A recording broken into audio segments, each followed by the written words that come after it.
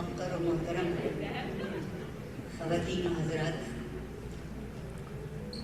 जब कभी भी मेरा तारुफ कराया जाता है मेरी शर्मिंदगी और खजालत दोनों बढ़ती है। लेकिन एक विकीपीडिया एक चीज़ है, वो इंसान को वो भी बनाता है जो कभी बनना नहीं चाहता। तो विकीपीडिया ने मुझे वज़ीर बना दिया। सियासत से मेरे फरिश्तों के पर जलते हैं। तो वो इत्तला किसी ने मेरे लिए लिख दिया, चलिए अच्छा है। जैसे कि हमारे यहाँ पंजाब में पहलवानों को जब बदमाश कहने लगते हैं तो वो बहुत खुश होते हैं। कुछ इसी तरह से विकीपीडिया ने मेरे साथ ये शुरू किया है। नवाजिश है जनाब डॉक्टर हैदरी साहब की कि उन्होंने आपके सामने बहुत फयाजी से मेरा तारुफ कराया। मेरा सिर्फ एक तारुफ, और मेरा तारुफ ये है कि मुझे ज़िंदगी भी बहुत अच्छी लगती है और मुझे दुनिया भी बहुत अच्छी लगती है। ज़िंदगी एहतराम करने की चीज़ है और उससे ज़्यादा एहतराम करने की चीज़ वो है जो ज़िंदगी बसर करते हैं।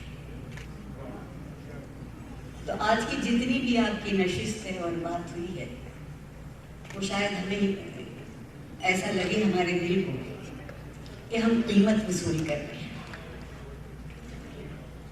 तालीम एक ऐसी बेशकीमत चीज़ है कि उसकी कीमत कभी वसूल की नहीं जा सकती। एक हमेशा तकमील ने मुझे पिछले कोई लगता है 2 महीने होने को आए, मुख्तलिफ जगहों पर जाती हूँ और कुछ सूरत हाल यही होती है तो मुझे एक यूनानी कहानी बहुत याद आती है। बादशाहों का खफा हो जाना कोई नई बात नहीं है। अब वो कभी वो बादशाह सदर कहलाते हैं, कभी वजीर आजम कहलाते हैं, रहते बादशाह नहीं। एक बादशाह किसी से खफा हुए और उसको कैद की सजा दी और एक दिन ये हुक्म हुआ कि उसको लाया जाए मैदान में और एक भूखे शेर को लाया जाए और कैदी का पिंजरा भी खोल दिया जाए और शेर का पिंजरा भी खोल दिया जाए। आप जानते हैं मरने से पहले जालिम से जालिम बादशाह एक आखिरी ख्वाहिश पूरी करने की इजाज़त दे देते हैं, कानूनी सूरत हाल है।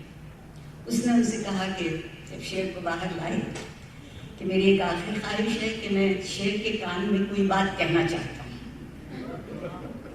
बादशाह ने कहा वाह, ये तो अपने वक्त से पहले गया कि बादशाह के कान शेर के कान में कुछ कहना चाहता है। शेर आया, मुजरिम ने उसके कान में कुछ कहा और शेर दुम दबा के वापस अपने पिंजरे में चला गया। कानून का दस्तूर यह है कि एक सजा को देने के लिए 3 दफ़ा कोशिश की जाती है और अगर 3 दफ़ा में वो कोशिश पूरी न हो तो माफ़ कर दिया जाता है। फिर निकाला गया शेर, वो फिर नहीं आया मुजरिम के पास, फिर निकाला गया। आखिर बादशाह ने बेबस होकर सज़ा तो माफ़ कर दी और उससे कहा कि ये बता दो कि तुमने शेर से कहा क्या था। उसने तो बहुत मामूली बात कही थी उससे कि यहाँ खाना खाने के बाद तकरीर करना पड़ती है।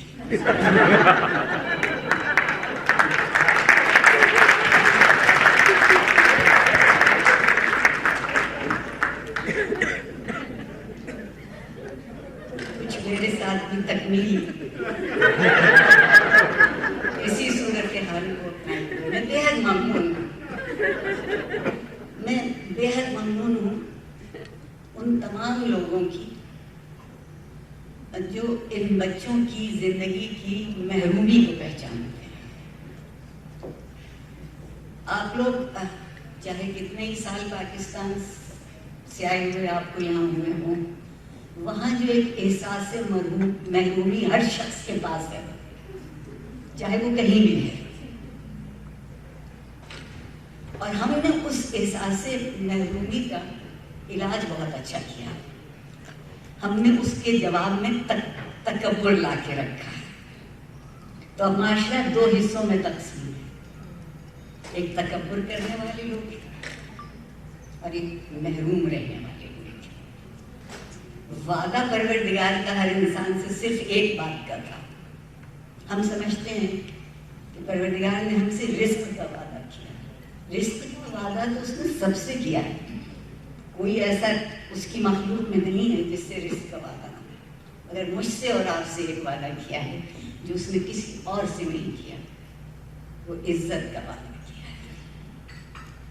اور اس عزت کے وعدے میں اگر کوئی چیز شامل ہے تو یہ کہ جو اندھیرے میں ہے اسے روشنی میں لے آئے. یہ حالت جس کا مقدر ہے اس کے سامنے اپنے احساس کا چراغ جلا کے رکھ دیجیے.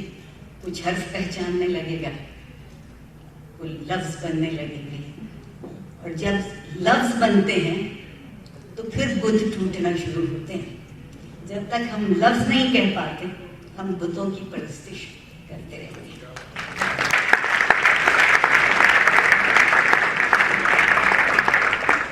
میں ایک بہت معمولی مگر بہت پرانا باقی استاد ہوں, اور مجھے زندگی میں اگر کچھ پڑھ کے بہت اچھا لگا تو ارسطو کی ایک بات تو بے حد اچھی لگی.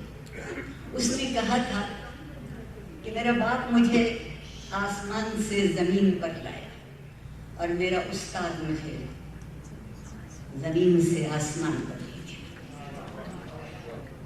اسی لیے کبھی لوگ یہ کہتے تھے کہ جس کسی نے آپ کو کوئی ایک معمولی چیز ناخن برابر بھی سکھا دی تو اس کا وہ احسان آپ کی زندگی کی تشکیل میں قائم ہو جائے گا. ہم پاکستانی بہت مزے کے لوگ ہوتے جا رہے ہیں. میں بالکل سچ بول رہی ہوں آپ سے, مجھے زیادہ دیر نہیں ہوئی ہے پاکستان سے باہر آئے ہوئے.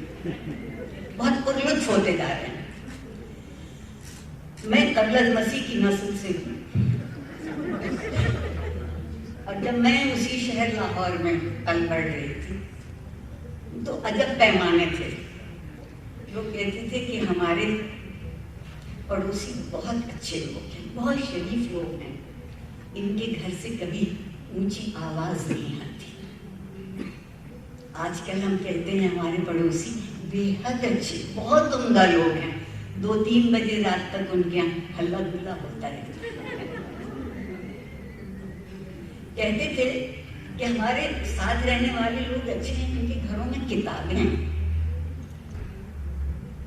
اب ہم کہتے ہیں ہمارے ساتھ رہنے والوں کے کیا کہنے, ان کے پورچ میں کم از کم 6 گاڑیاں کھڑی ہوئی تھیں.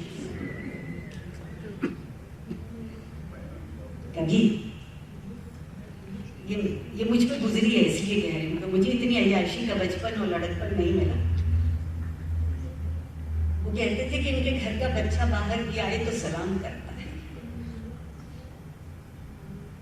اب بڑے بچوں کے ان سے بڑے بات یہ کہتے ہیں کہ کیا حیثیت تھی اس کی, تم نے اس کو سلام کیوں کیا. اب ہم حیثیت بہت پہچاننے لگے. اور یاد رکھیے گا جو جتنا خالی ہوتا ہے اس کی حیثیت اس سے زیادہ بولتی ہے.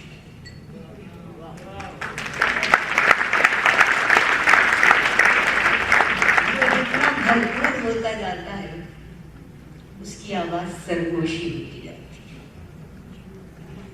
میں نے اپنی زندگی میں یہ بھی دیکھا کہ نعرے لگانا بڑی اچھی بات ہے.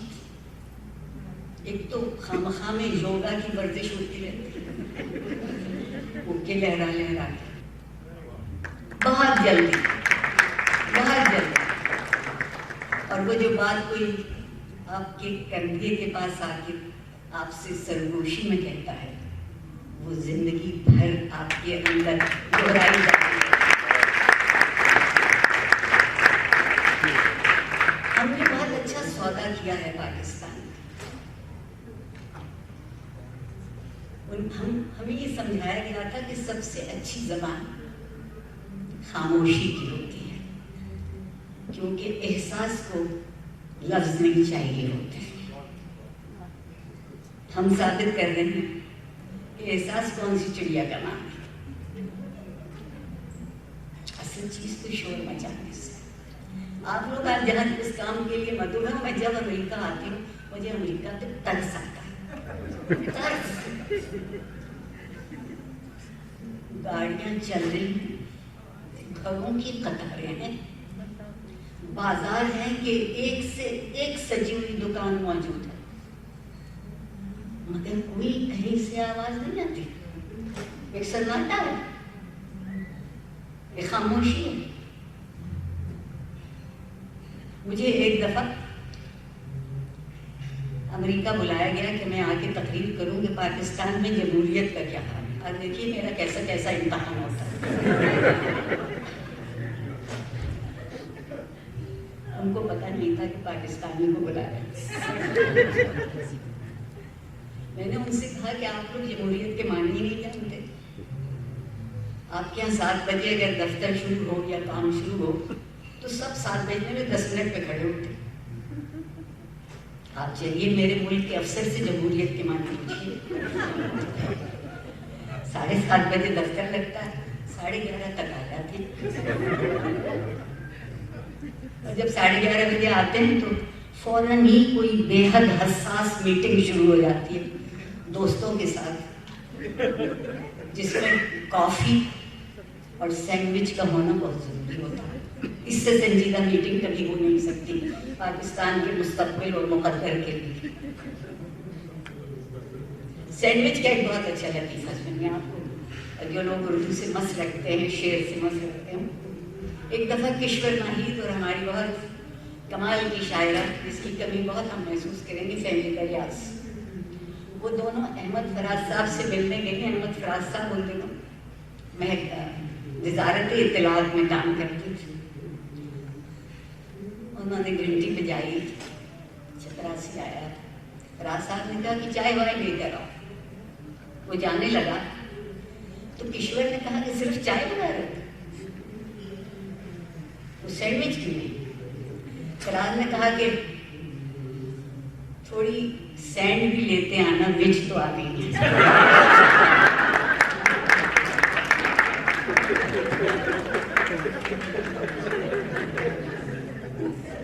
جن لوگوں کو بات کہنے کا یہ گر آتا ہو، وہ لوگ جو لفظ سے، خاموشی سے انتہائی مزاح میں بھی معنی پیدا کر سکتے ہوں۔ میرے یہاں ساتھی ان سے بار بار کھڑے ہو کے کہہ رہے تھے کہ 1000 کی کیا اوقات ہوتی ہے، ایک دفعہ بھی کافی تھا۔ لیکن ایک بہت اور لطف کی بات آپ سے کہوں، میرے گناہوں میں تو اضافہ ہوگا۔ ہم نے ایک انگریزی کا لفظ چیریٹی استعمال کرنا شروع کیا اور اردو میں اس کو خیرات کہتے ہیں۔ مجھے معاف کر دیجیے گا، مجھے ان دونوں لفظوں سے بہت چک ہے۔ خیرات جب دیتا ہے کوئی تو وہ اپنے آپ کو 3 منزل اوپر کڑی رکھتا ہے، اور دینے والا کہیں پاتال میں ہوتا ہے۔ ہم یہ کیوں نہیں کہہ دیتے کہ ہم شامل ہو جائیں؟ ہم یہ کیوں نہیں کہہ دیتے کہ آئیے ذمہ داری کو مل کے بٹا دیں؟ 4 لوگوں سے نہیں، میرے لیے یہ بات بڑی ہے تو زیادہ لوگ شامل ہو جائیں۔ آپ مجھے اس کے لیے بھی زندہ واپس چلے جانے دیجیے گا کہ ہم رحم نہیں کرتے، ہم ترس کھاتے ہیں۔ ترس میں تکبر ہے اور رحم میں ایک خاموشی ہے، ایک لمس ہے، ایک لاواز آواز ہے، ایک کوئی فیل ہے، وہ دے دیجیے۔ پاکستان کی سب سے بڑی مشکل یہ ہے کہ بہت غریب لوگوں کا امیر ملک ہے اور بے حد اچھے لوگوں کی انتہائی واحد سیاست ہے۔ پاکستان کا ہر آدمی بیکار نہیں ہے، مجبور ہوا ہے، اور سیاست کی دکان کیسے کیسے چمکائی جاتی ہے۔ مجھ سے نام نہ پوچھئے تو اپنی ایک گستاخی میں آپ کو شریک کروں کہ میں ایک دن اپنی بالکل جان ہتھیلی پہ رکھ کے ایک ملا صاحب کے پاس پہنچی۔ بات آگے بڑھانے سے پہلے ہی کہنا چاہوں گی کہ میں ملا اور عالم میں بہت فرق کرتی ہوں. ملا دکانداری کرتا ہے، عالم آپ تک کوئی پتے کی بات، سمجھ کی بات، علم کی بات آپ تک پہنچاتا ہے. میں نے کہا حضور یہ جو آپ نے دین بیچنا شروع کیا دنیا کے لیے، تو ذرا سے دنوں کے لیے چھوڑ دیجیے، بڑی آپ کی نوازش ہوتی. آپ دنیا کے لیے دنیا بیچیے، بڑا سامان ہے دنیا میں، آپ کو کمی نہیں ہوگی. اور مجھ پہ اتنا کرم کیجیے کہ میرے خدا اور رسول کو آزاد کر دیجیے، تو آپ کی بڑی ہدایت. آپ دیکھیے کہ یہ حق بھی انہوں نے رکھ لیا ہے کہ میں اور آپ دعا کیسے مانگیں. میری دعا تو یہ ہے کہ کوئی مجبور نہ رہے، میری دعا تو یہ ہے کہ کوئی محروم نہ رہے، اور میری دعا تو یہ ہے کہ کوئی بڑا نہ ہو، کوئی چھوٹا نہ ہو. اور جس ایمان پر وہ سارا دن تقریریں کرتے ہیں اس کی میزان بہت اچھی ہے کہ یا معاشرے میں اچھے لوگ ہوں گے یا برے لوگ ہوں گے. اور اچھوں کی ذمہ داری ہے کہ ان تمام عناصر کو مٹا دیں جو بروں کو برا کرتے ہیں. جو پڑھ نہیں سکا اس میں میری خطا ہے، جس کا علاج نہیں ہو سکا اس میں میری غفلت ہے، جس کو پناہ نہیں مل سکی کہیں اس میں میرا تکبر ہے. مگر ہم اپنی تصویر جب دیکھتے ہیں تو اب تو ان کا ذکر بھی بیکار ہے، مگر ملکہ الزبتھ دوئم سے کم نہیں لگتی ہے، کیونکہ ان کے یہاں بھی تکبر کا سامان تو مٹ چکا تھا کب کا، مگر تکبر موجود ہے. میری آپ لوگوں سے ایک گزارش، عزت نفس اور تکبر میں بڑا فرق ہے. عزت نفس آپ کو عاجزی سکھاتی ہے، تکبر آپ کو صرف دھمکیاں دینا سکھاتا ہے. اور میں چونکہ اس ملک سے آ رہی ہوں جہاں صبح سے شام تک آپ دھمکیاں سنتے ہیں، کسی نہ کسی کی دھمکی سنا کرتے ہیں. اور اس میں سب سے بڑی دھمکی یہ تھی کہ لوگوں کی حالت بدلنا ہماری ذمہ داری نہیں ہے. ایسے وقت میں ہمیں اللہ بہت یاد آتا ہے. لوگوں کو بدلنا میری اور آپ کی ذمہ داری ہے، کسی اور کی ذمہ داری نہیں ہے. اگر ہمیں اپنے سامنے خود سرخرو ہونا ہے. عارفہ سیدہ زہرا نے قبل از مسیح اپنے آپ سے 2 وعدے کیے تھے. پہلا وعدہ یہ تھا کہ پروردگار مجھے اتنی توفیق دینا کہ میں ہمیشہ اپنی آنکھوں میں آنکھیں ڈال کے دیکھ سکوں. مجھے اس کی پرواہ نہیں کہ دنیا مجھے کیا سمجھتی ہے، میں کس کس کو جا کے سمجھاؤں گی کہ میں کون ہوں، میں کیا ہوں، میں کیا سوچتی ہوں. لیکن اگر میں نے اپنے لیے کوئی لکیر کھینچی ہے تو مجھے اس سے نیچے نہیں اترنا چاہیے. اور آپ میں سے بہت سے لوگ ایسے ہوں. اور دوسری بات میں نے خود کو یہ سمجھائی تھی جو میرے بہت کام آئی ہے کہ جو زندگی شکرانے کی خوشی میں گزر سکتی ہو اسی شکایت کی تلخی میں کیوں گزارا جائے.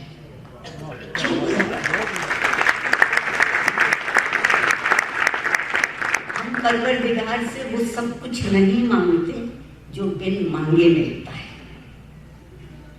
ہم نے کبھی نہیں سوچا کہ یہ انگلی ہلتی ہے، کان سنتے ہیں، یہ تو ہوتا ہے، اور یہ نعمتیں ہیں. اسی صورت سے مواقع نعمتیں ہیں زندگی میں، اور مواقع بہت پرلطف ہیں اور بہت اچھا مذاق کرتے ہیں زندگی کے ساتھ.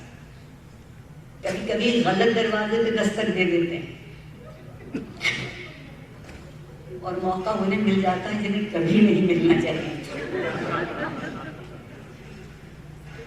اس میں بھی میری آپ کی ذمہ داری ہے کہ اس سے پہلے کہ مواقع ان کو گمراہ کریں آپ انہیں راہ پہ لانے کی کوشش کرنی شروع کریں. اور ہم کیسے راہ پر لائیں؟ آپ میں سے بہت سے لوگ جو خاص طور پر جو کراچی سے تشریف رکھتے، ایک بے حد اس ملک کے دانشور سمجھدار انسان صاحب احساس پروفیسر کرار حسین صاحب کا نام آپ نے سنا ہوگا، اور جس کسی نے ان کا نام نہیں سنا تو جنہوں نے سنا ہے وہ ان کو ضرور سنا ہے۔ تو ایک زندگی گزارنے کا کیا کمال کا فنون ہوا تھا۔ اور کرار حسین صاحب نے ایک بات اپنی تقریر میں، ایک دفعہ لاہور تشریف لائے تھے فیض صاحب پر تقریر کرنے کے لیے، تو ایک جملہ کہہ گئے تھے، وہ جملہ آج تک میرے کہیں اندر اتنا ہی روشن لکھا ہوا ہے۔ شخصیت پرست معاشرے بت پرست معاشرے، ہم شخصیت پرست معاشرے ہیں اور ہم بت پرست معاشرے۔ یہ جو شاہد قمر صاحب یہ آپ سے بت گرانے کو کہہ رہے ہیں، ہم کیا کریں؟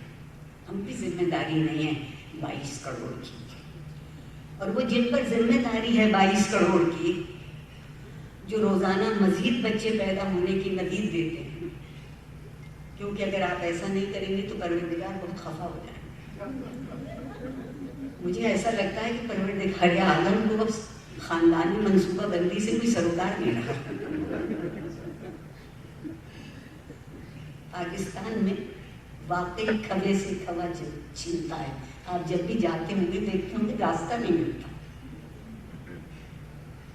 اور اگر یہ کہہ لیجیے کہ تھوڑی سی منصوبہ بندی اچھی ہوتی ہے تو وہ کہتے ہیں کہ یہ اسلام کے خلاف ہے۔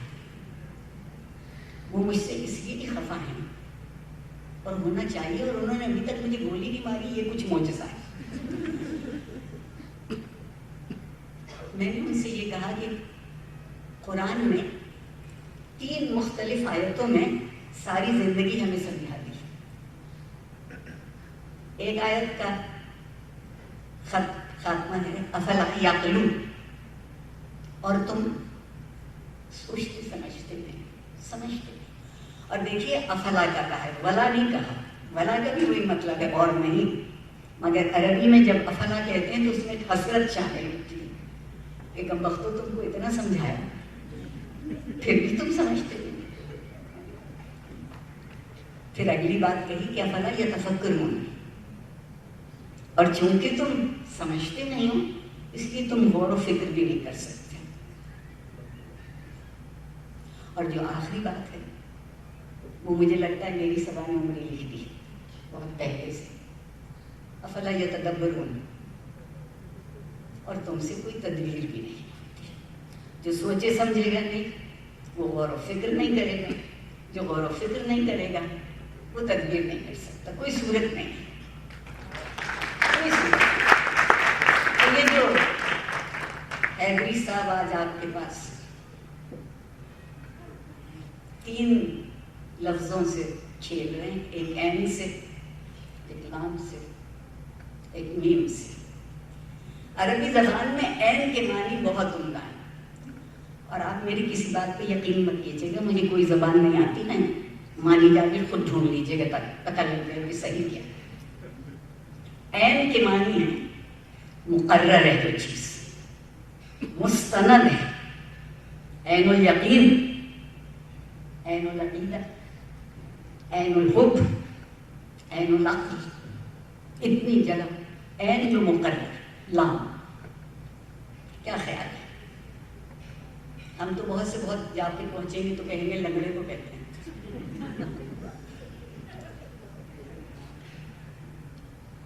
لاہوت جو کبھی مٹتا نہیں، عین جو مقرر ہے، لاہوت جو کبھی مٹتا نہیں، میم رہے گی۔ حیدری صاحب مدد کیجیے۔ مکمل آپ عین مقرر، لام، لاہوت مٹے گا نہیں، میم معجزہ جو مقرر ہے، جو مٹے گا نہیں، وہ سوائے معجزے کے اور کچھ نہیں ہے۔ عقل کی سوچی بات مٹ جائے گی، تدبیر کے بنائے ہوئے کارخانے پرانے ہو سکتے ہیں. اور کسی کو علم دینا ہے تو یقین کو مقرر کر لیجئے، اس کو لاہوت کی مرضی میں شامل کر لیجئے، اور پھر اس کو جان لیجئے کہ آپ نے کسی کی زندگی معجزے کے طور پر بدل دی. اور معجزہ اتنا سستا ہو کہ $100 میں آتا ہو. سر سید کو یہ بات پتہ نہیں تھی.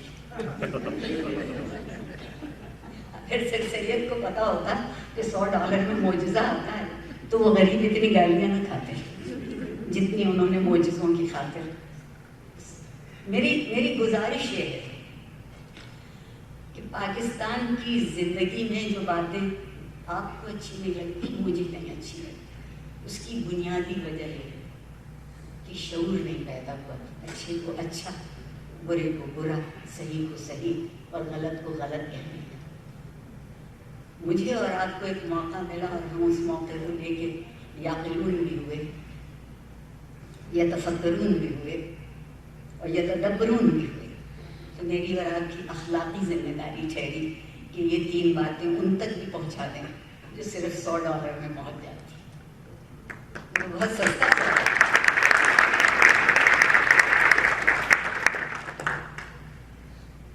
آپ نے بے وضو کی بات کی تھی. بے وضو تو وہ رہتے ہیں جو سارا دن وضو کے مسئلوں کو بیان کرتے ہیں. جس کی نیت باوضو ہو اس کو 2 بوند پانی کی ضرورت نہیں ہوتی.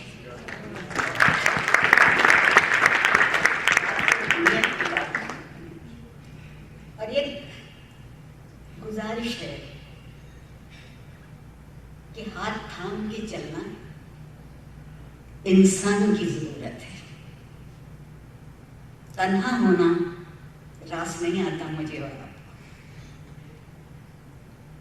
ان بچوں کے لیے کچھ مت کیجیے، شاہد قمر صاحب کی طرح ان کی انگلی پکڑ لیجیے، اور جب یہ توانا ہوں گے تو ایک دن یہ آپ کا ہاتھ پکڑنے آئے گا اور پھر راستہ جو ہے وہ ہموار ہو سکتا ہے. ایک اور بھی صورتحال ہے تعلیم کی. اب میرے بہت اچھے میزبان یہاں تشریف رکھتے ہیں ڈاکٹر نعمان صاحب. انہوں نے کل سے مجھے آرام پہنچانے میں کوئی کسر نہیں رکھی. یہاں اس وقت ڈاکٹر صاحب بیٹھی تھی، اس وقت نہیں ہے. ڈاکٹر زورینس کل سب سے پہلے ان سے ملاقات ہوئی، اس کے حوالے سے صاحب سے ملاقات. یہ جو دید و دید کا موسم ہے، اصل عید اسی کو کہتے ہیں. سال میں ایک دن آ جائے تو عید نہیں ہوتی. سال میں جب کبھی بھی میرے دل کے منظر پر کوئی نئی تصویر ابھر آئے اسی دن عید ہو جاتی ہے. عید منانا اتنا مشکل نہیں ہے، بالکل مشکل ہے. میں جو بے وضو سے بات شروع کی تھی وہ ایک بڑا ظالم کمینہ شخص ہے، مگر مجھے اس سے محبت بہت ہے. اس کا نام غالب ہے.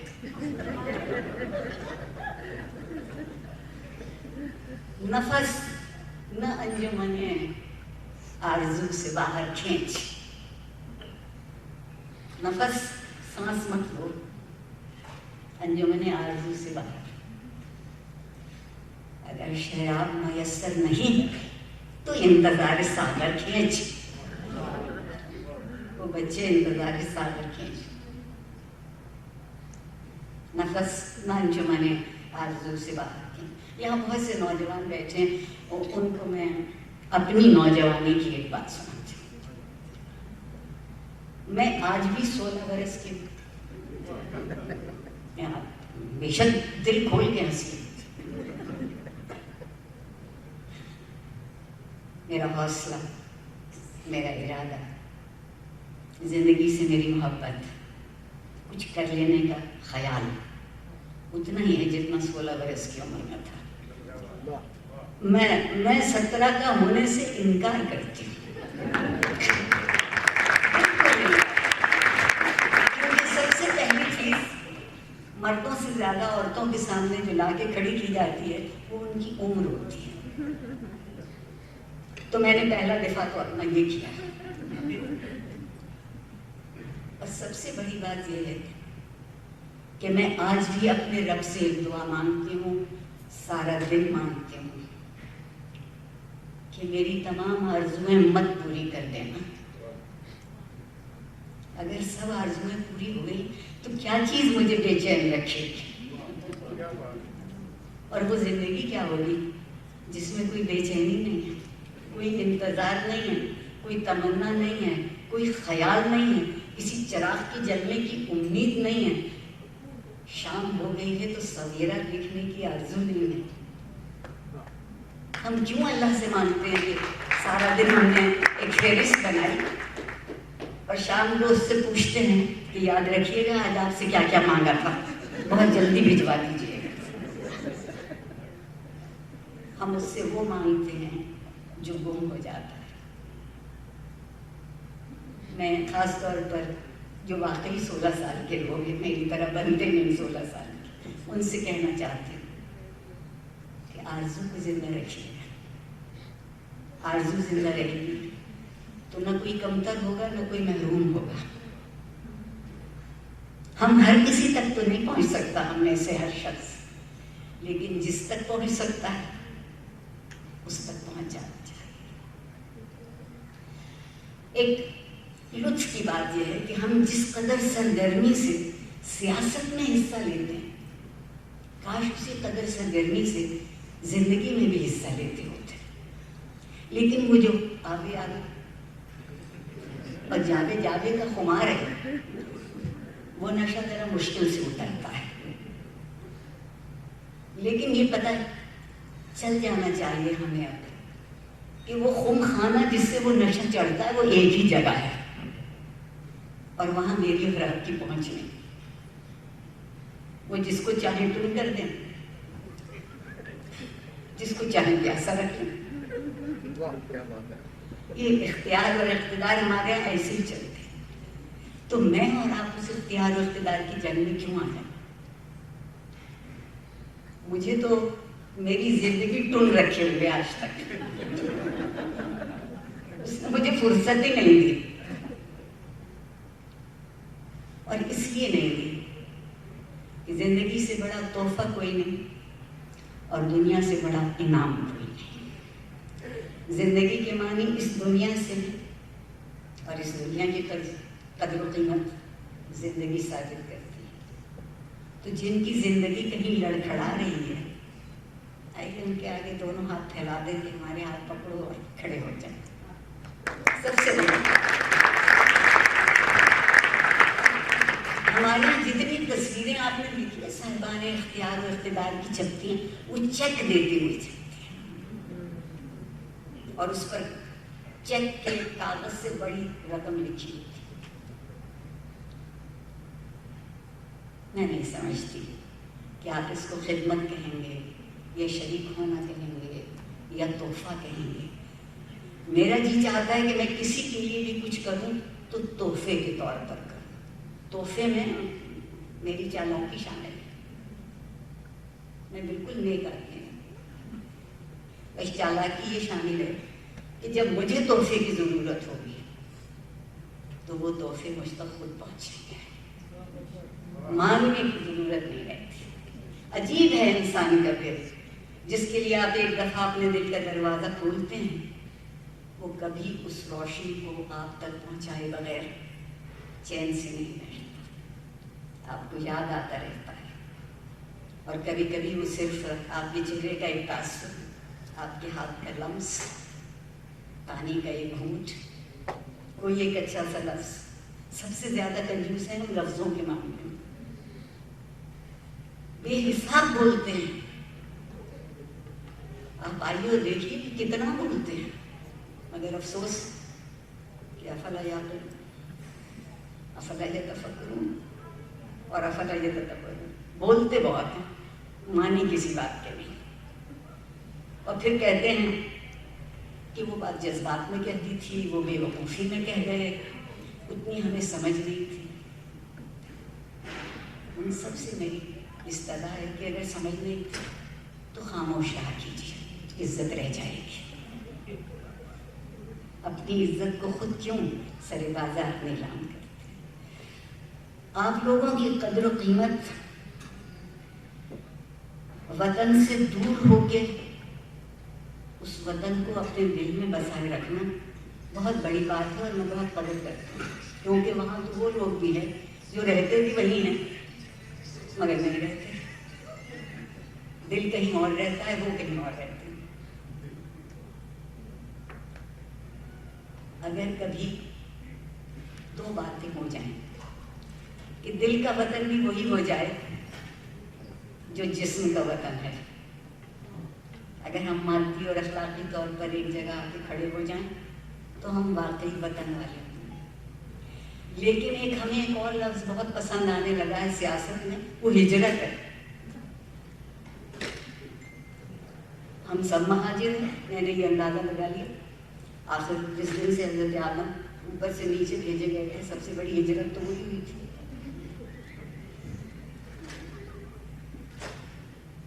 ہجرت انسان کو آزمانے کا نام ہوتا ہے، ہجرت خود پہ ترس کھانے کا نام نہیں ہوتا۔ آپ ہجرت میں رعایتیں نہیں مانگتے، ہجرت میں تو آپ حق بھی دینے کو تیار ہوتے ہیں اگر ہجرت کو ہجرت سمجھیں۔ مجھ سے زیادہ شاید کوئی نہیں اس بات کے لیے بے چین ہے کہ پاکستان کب بدلے۔ میں انتخاب کے بدلنے کی بات نہیں کر رہی، میں پاکستان کے بدلنے کی بات کر رہی ہوں۔ اور مجھے اقبال عظیم صاحب کا ایک شعر بہت اچھا لگتا ہے، آپ کو سناؤں، اور آپ کی صبر، آپ کی اعزاز، آپ کی خاموشی، آپ نے مجھے جو عزت بخشی، شکریہ کے ساتھ، کہ بدلنا ہے اگر تو رندوں سے کہو اپنا چلن بدلے، فقط ساقی بدل جانے سے میں خانہ نہ بدلے گا۔ بڑی نوازش۔